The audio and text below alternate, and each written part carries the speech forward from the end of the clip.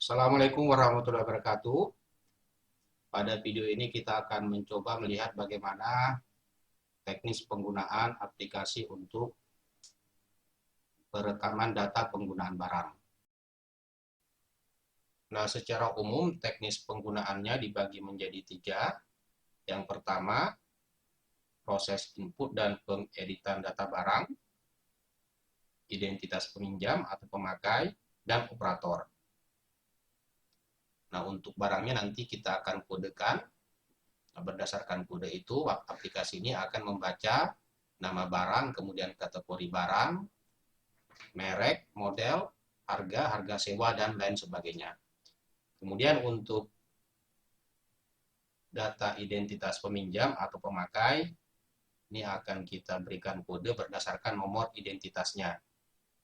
Jadi kita cukup menginputkan data identitas peminjam dan aplikasinya nanti akan membaca nama peminjam, kemudian status atau pekerjaan, dan nomor kontaknya.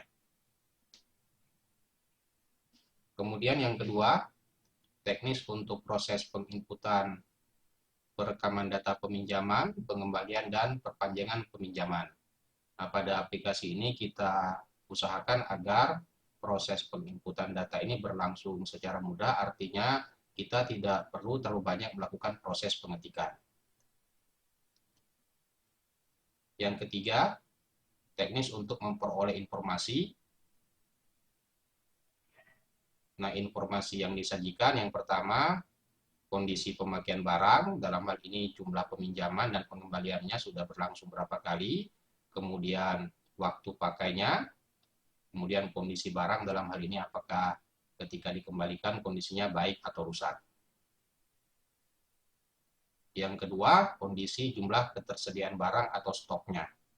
Dan yang ketiga, informasi-informasi tadi juga bisa kita buatkan laporannya atau reportnya. Nah, sebelum menggunakan aplikasi ini, kita harus menginstal terlebih dahulu software Microsoft Access. Oke, jadi karena aplikasi ini bukan aplikasi mandiri dan dibuat dengan software Microsoft Access, maka di laptop atau di komputer kita ini sudah harus terinstall terlebih dahulu software Microsoft Access tersebut. Nah, Microsoft Access yang perlu kita gunakan sebaiknya versi 2010 atau yang lebih baru. Karena jika menggunakan versi yang lebih lama, ada beberapa proses perekaman data yang tidak bisa berlangsung sesuai dengan yang kita harapkan. Jadi untuk Microsoft Access ini umumnya satu paket dengan Microsoft Office, dan jika ternyata laptop atau komputer kita telah terinstall Microsoft Word dan Microsoft Excel yang versinya lebih lama dari 2010, kemudian Microsoft Word atau Excel tadi tetap akan kita gunakan, berarti untuk Microsoft Office yang kita pakai di sini hanya yang berkaitan dengan instalasi untuk Microsoft Access-nya.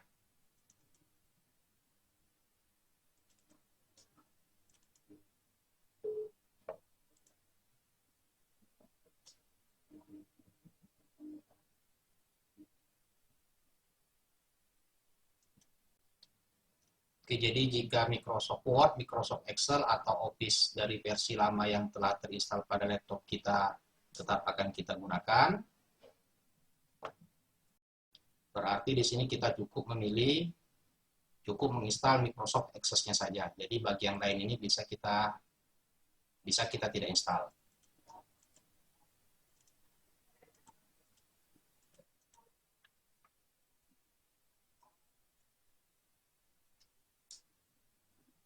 Tetapi jika seandainya seluruh Microsoft Office tadi akan kita ganti dengan Office 2010, tentunya bagian-bagian ini juga harus kita aktifkan.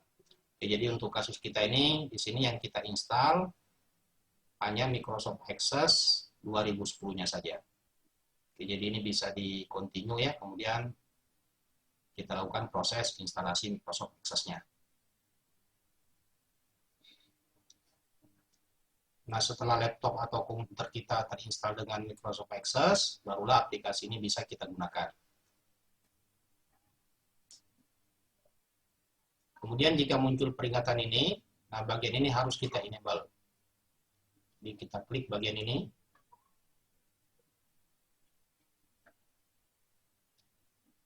Oke, selanjutnya bagian ini bisa kita sembunyikan ya.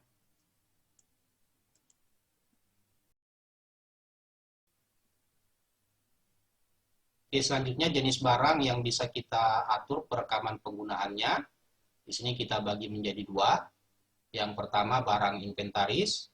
Barang inventaris yang kita maksudkan di sini berkaitan dengan barang-barang di mana setelah dipinjam atau setelah digunakan ini harus dikembalikan. Kemudian jenis barang yang kedua di sini kita istilahkan dengan barang persediaan. Ini maksudnya adalah barang-barang di mana setelah barang tersebut digunakan ternyata tidak bisa lagi dikembalikan, artinya habis pakai. Sebagai contoh misalnya barang-barang seperti kertas, akrilik, dan lain sebagainya. Atau bisa saja barang ini setelah digunakan ternyata masih bisa digunakan kembali, artinya barang tadi bisa saja dikembalikan. Sebagai contoh misalnya barang-barang seperti resistor, dioda, microcontroller, dan lain sebagainya. Jadi nanti untuk bagian barang persediaan ini ada dua opsi ya. Bisa saja barang tadi dikembalikan atau bisa saja barang tadi kita hibahkan kepada pemakai. Oke, kita bahas yang pertama mengenai barang inventaris.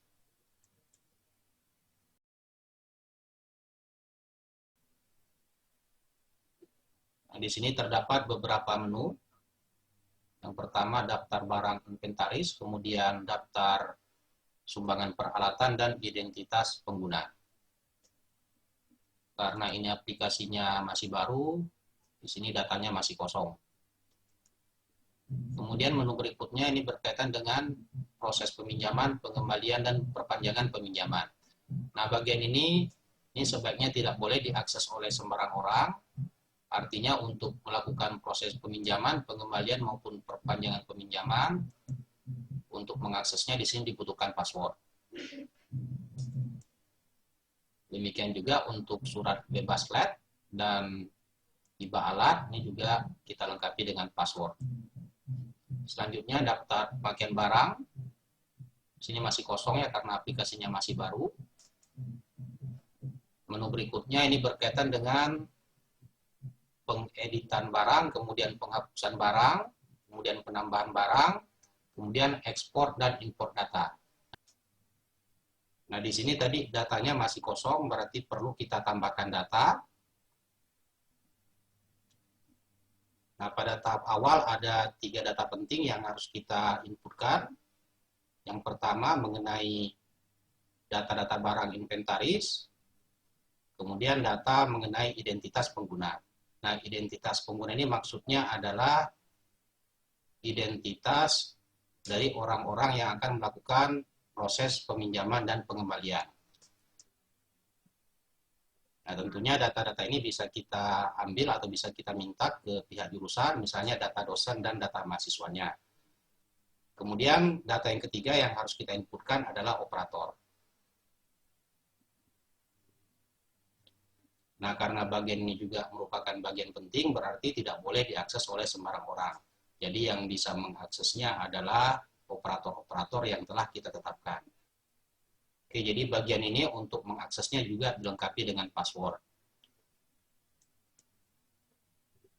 Tapi karena ini tadi datanya masih kosong, khususnya data operatornya, maka untuk mengaksesnya, bagian password ini bisa kita hapus. Kemudian kita tekan enter.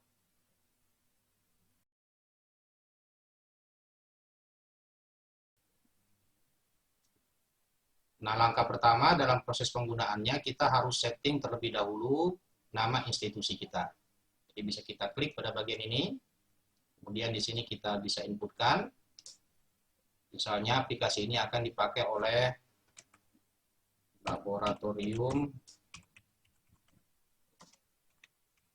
Teknik Elektro. Kemudian nama pimpinannya misalnya Bulan. Identitasnya. Kemudian identitasnya di sini kita menggunakan NP, anggaplah ini nomor NP-nya, sebutan pimpinannya, sini kita pakai kepala lab. Nah, pengaturan ini nanti akan berguna ketika kita membuat laporan atau report. Jadi ketika kita membuat laporan, maka kita tidak perlu lagi menginputkan nama lembaga, kemudian pimpinan, maupun identitas, dan akan terisi otomatis seperti yang kita inputkan pada pengaturan nama lembaga ini.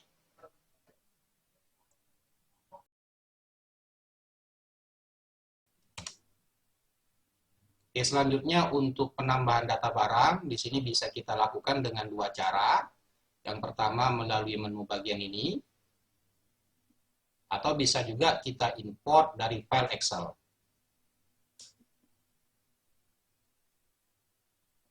Nah, menu bagian ini sebaiknya kita gunakan jika jumlah barang yang akan kita tambahkan itu jumlahnya relatif sedikit. Tetapi jika jumlah barangnya relatif banyak, sebaiknya kita import dari Excel. Nah, untuk melakukan import dari Excel, tentunya kita sudah harus mengetahui bagaimana format dari file Excel tersebut. Demikian juga untuk data identitas. Jika jumlah identitas yang akan kita tambahkan relatif banyak, sebaiknya kita import dari Excel-nya. Dan untuk format Excel-nya, maka bagian ini bisa kita ekspor ke Excel. Oke, jadi pada tahap awal penggunaan aplikasi ini, kemudian data barang yang akan kita inputkan jumlahnya relatif banyak, demikian juga data identitasnya, sebaiknya kita lakukan ekspor ke Excel untuk mengetahui format dari file Excel yang akan kita gunakan untuk mengimport data-data barang maupun data-data identitas. Jadi di sini bisa kita atur folder hasil ekspor filenya.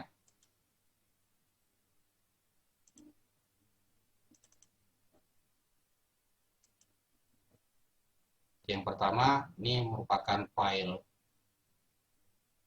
format untuk data-data barang ya.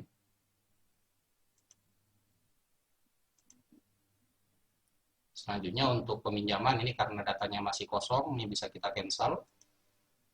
Ini juga bisa kita cancel.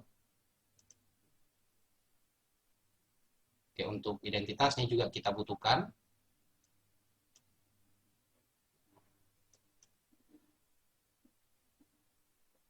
Bebas lab ini juga bisa kita cancel. Berikutnya kita buka file hasil ekspor tadi untuk menginputkan data-data barang maupun identitas dari pengguna.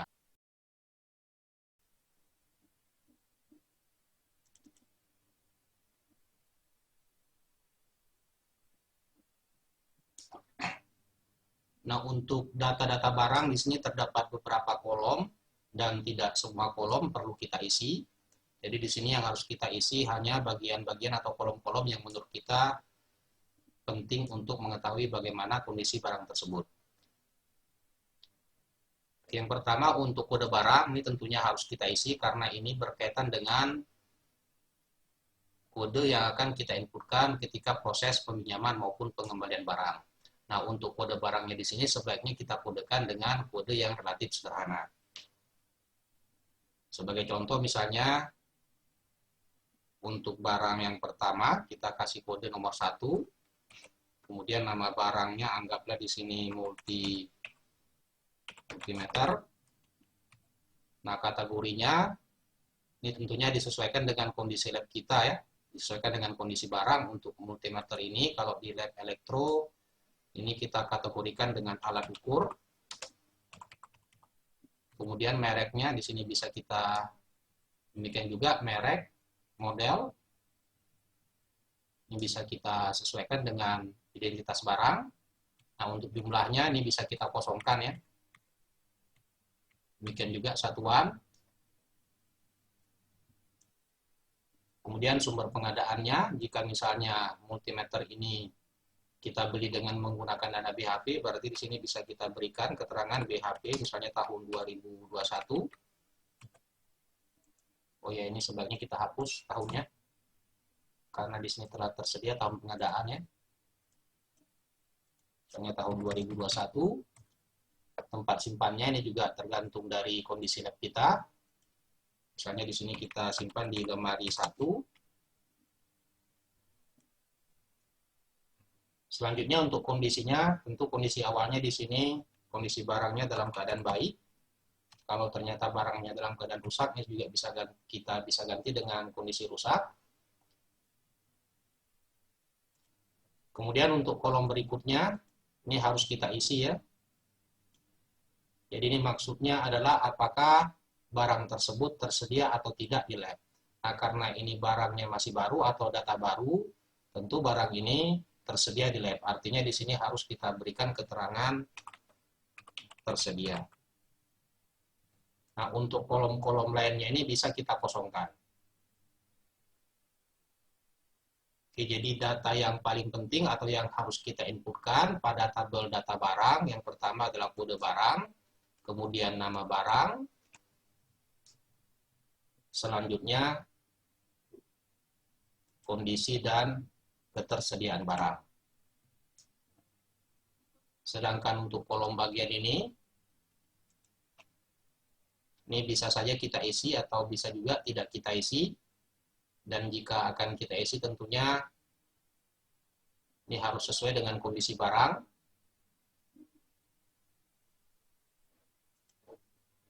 Selanjutnya untuk kolom bagian ini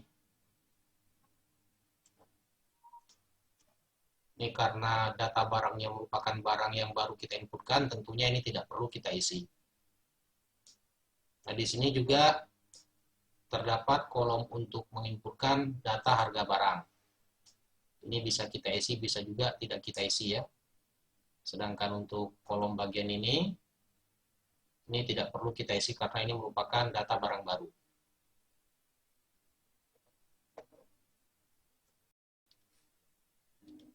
Oke, di bagian ini ditunjukkan contoh pengisian data barang yang ada pada lab teknik elektro. Nah, untuk data jumlah barangnya sesuai dengan yang kita singgung tadi, ini sebenarnya bisa saja diisi, bisa juga tidak kita isi. Karena nanti aplikasinya akan menghitung berapa jumlah data barang, di mana barangnya tersebut sejenis atau sama. Sebagai contoh, misalnya ini jumlah barangnya ada 4, berarti ada 4 data barang yang sama dengan data barang kode nomor 1. Kemudian pada file ini juga kita lengkapi dengan tanggal penginputan data barang.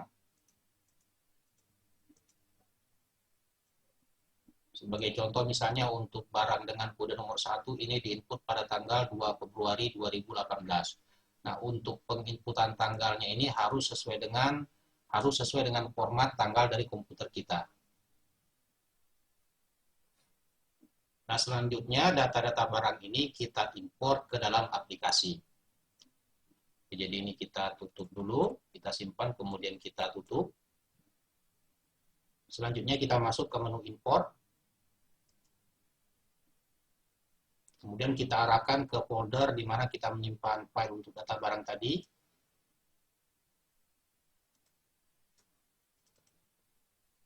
Kita pilih filenya.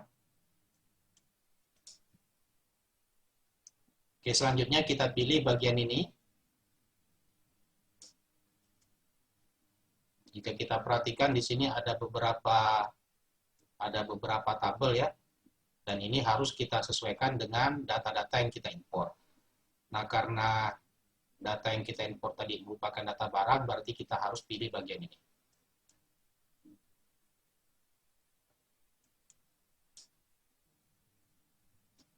Nah, untuk melihat hasil importnya, kita bisa masuk ke bagian ini.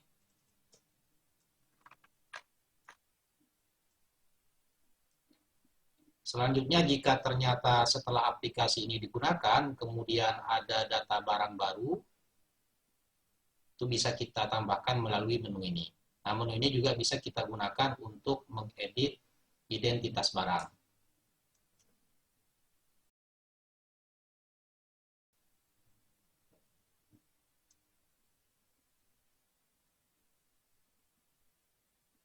Jadi misalnya ada data barang baru, nah tentunya kode yang harus kita berikan di sini harus berbeda dengan kode-kode barang yang telah kita gunakan. Sebagai contoh misalnya barang barunya di sini kita berikan kode 9000. Kemudian anggaplah barangnya merupakan multimeter. Ini disimpan di lab pengukuran. Ini harganya bisa kita inputkan ya, demikian juga data-data lainnya ini bisa kita sesuaikan. Nah, kalau ternyata misalnya ada lebih dari satu barang yang akan kita tambahkan, barang-barang lain tersebut bisa kita tambahkan pada baris-baris berikutnya. Nah, di sini juga kita bisa mengedit data barang. Sebagai contoh misalnya, untuk data barang nomor 1 ini, misalnya lokasi penyimpanannya mengalami perubahan, jadi bisa kita ubah lokasi penyimpanannya. Misalnya, awalnya disimpan di lemari 1, tapi anggaplah di sini misalnya disimpan atau dipindahkan ke lemari 3.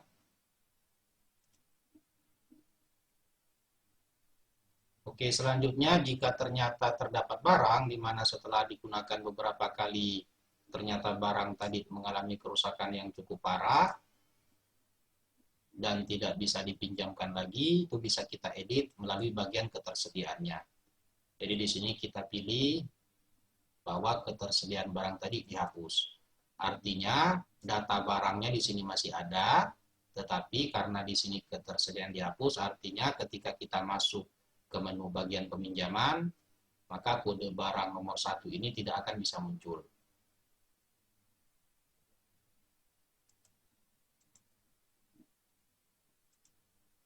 Nah, selain itu juga di beberapa jendela atau di beberapa bagian kita lengkapi beberapa fasilitas ya, sebagai contoh misalnya untuk bagian ini merupakan fasilitas untuk mencari data barang.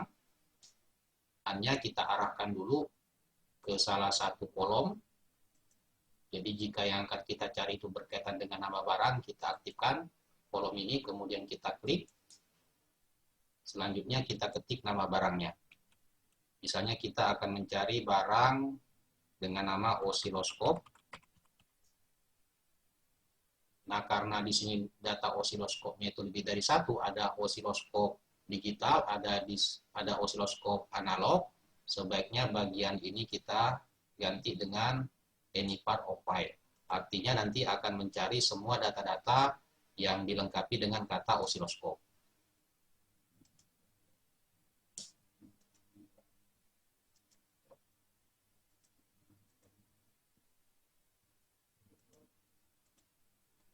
Kemudian fasilitas kedua, ini fasilitas untuk memfilter.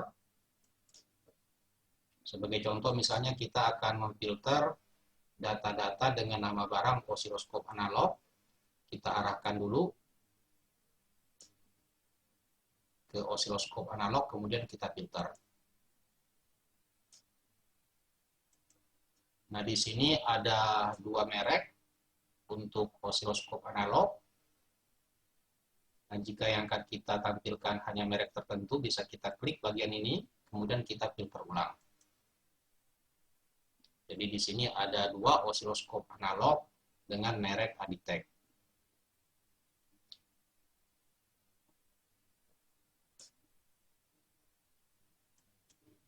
Sedangkan tombol ini untuk mensortir data.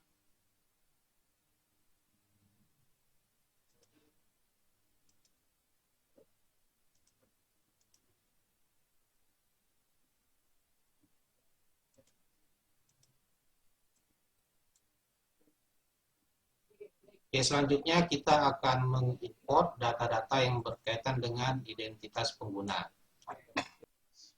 Di sini ditunjukkan file Excel untuk format dari identitas pengguna.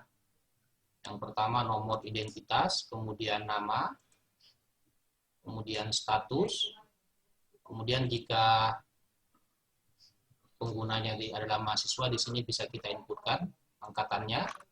Selanjutnya sebaiknya juga di sini kita lengkapi dengan nomor kontaknya.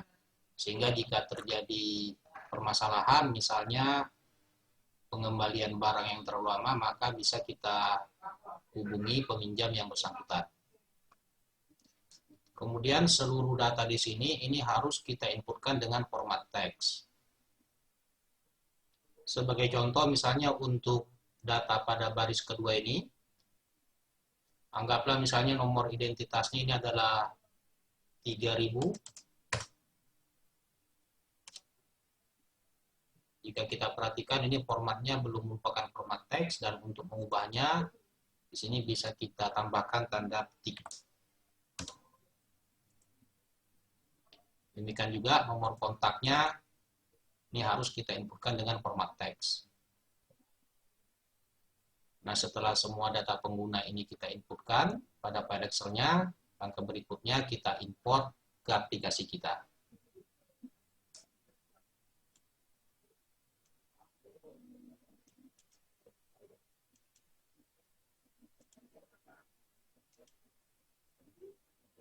Kemudian sama seperti yang tadi, ini harus kita sesuaikan. Kita pilih identitas.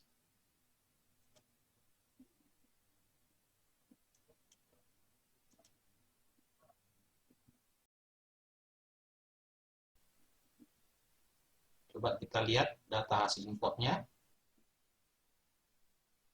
Nah, untuk menambahkan data identitas bisa kita lakukan pada bagian ini, atau bisa juga kita lakukan pada menu untuk peminjaman. Jadi pada menu peminjaman di sana sudah kita tambahkan jendela untuk menambahkan identitas, sehingga kita tidak perlu lagi masuk ke menu ekspor dan import data. Nah, jika akan kita lakukan pada bagian ini, tentunya harus kita tambahkan pada baris dan kolom pada baris-baris akhir.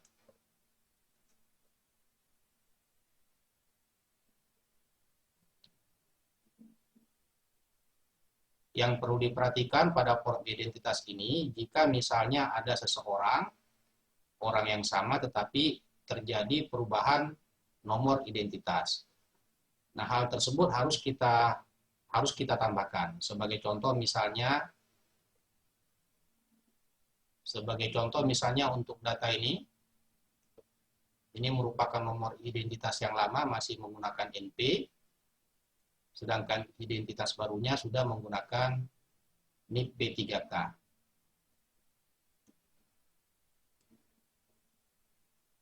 Nah, di sini harus kita tambahkan nomor identitas yang baru. Nah, nomor identitas yang lama ini tidak boleh kita edit atau tidak boleh kita hapus. Karena jika kita edit atau jika kita hapus, hal ini akan mempengaruhi perekaman data pada peminjaman sebelumnya.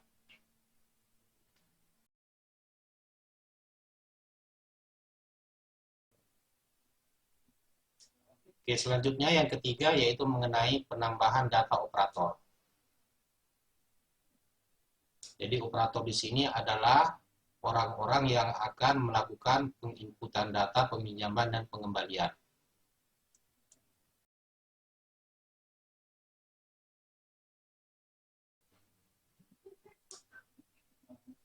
Nah, di sini kita harus pilih identitasnya ya. Jadi operatornya itu sudah harus inputkan ke daftar identitas pengguna. Tinggal kita pilih, kemudian kita copy.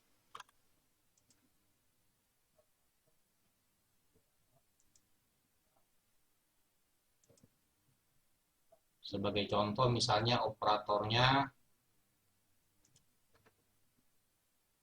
Pak Ridwan, ini bisa kita copy nomor identitasnya. Ctrl C.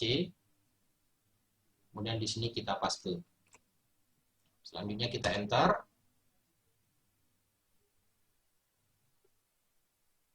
Kemudian kita inputkan password yang akan digunakan oleh Pak Ridwan.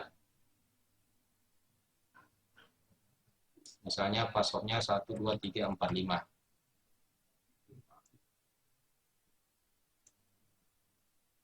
Nah, operatornya di sini bisa lebih dari satu, bisa kita tambahkan.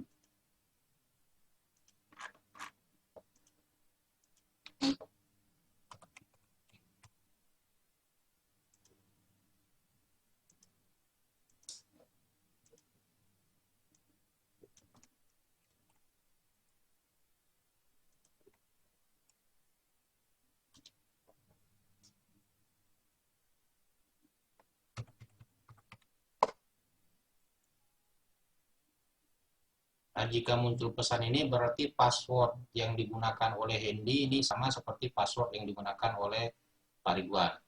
Nah, di sini kita buat agar password dari setiap operator ini harus berbeda.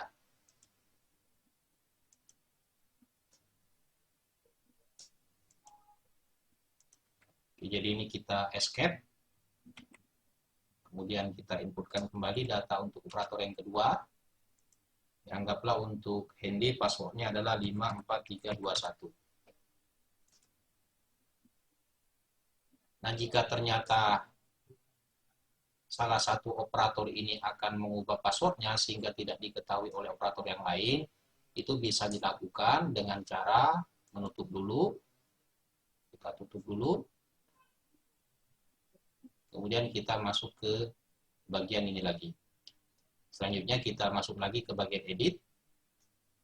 Anggaplah misalnya yang akan mengubah passwordnya adalah Pak Ridwan. Nah, untuk Pak Ridwan tadi passwordnya adalah 12345.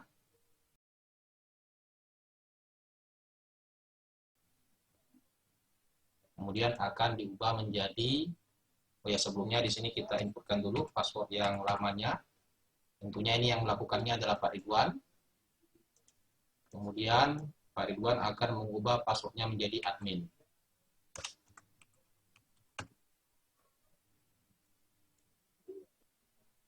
Nah, setelah kita melakukan penginputan data barang, data identitas, dan data operator, barulah proses peminjaman dan pengembalian barang bisa dilakukan.